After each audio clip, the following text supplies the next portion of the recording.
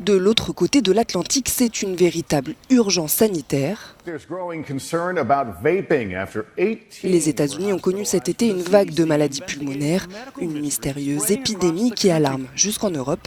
Mais en France et au Royaume-Uni, les agences de santé défendent la cigarette électronique comme un moyen sûr et efficace d'arrêter le tabac. 74 000 morts par an. Le tabac.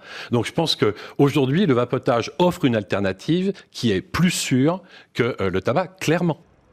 5 États américains ont banni la cigarette électronique et l'Inde a décidé de l'interdire complètement sur l'ensemble de son territoire après 29 décès aux États-Unis et plus d'1 millier de malades. Mais en Europe, pas de trace d'une quelconque épidémie liée au vapotage. Les médias britanniques ont rapporté un seul décès possible, mais c'était en 2010.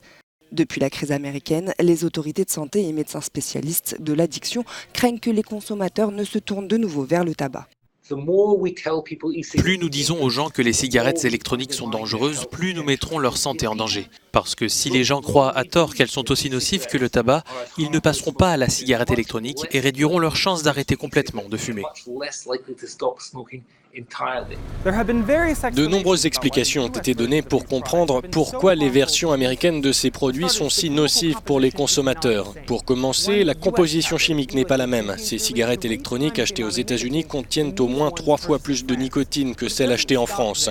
Mais les liquides qu'elles contiennent sont surtout beaucoup moins réglementés qu'en Europe. Ils contiennent du THC, l'agent psychoactif du cannabis et d'autres additifs. Des substances dangereuses selon les médecins.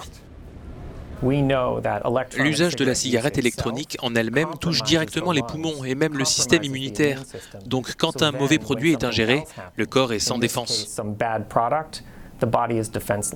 Des laboratoires américains ont trouvé du glycol et des métaux lourds dans les cigarettes électroniques. Mais le composant le plus dangereux semble être une huile qui provient d'un produit chimique dérivé de la vitamine E. En Europe, une réglementation plus ferme interdit ces additifs vitaminiques et limite la quantité de nicotine. Les e-cigarettes ne sont pas des produits sûrs, donc notre but est de faire en sorte de protéger autant que possible les consommateurs. Les fabricants sont très surveillés quant à la nocivité de leurs ingrédients. Un rapport sur la cigarette électronique est prévu en 2021.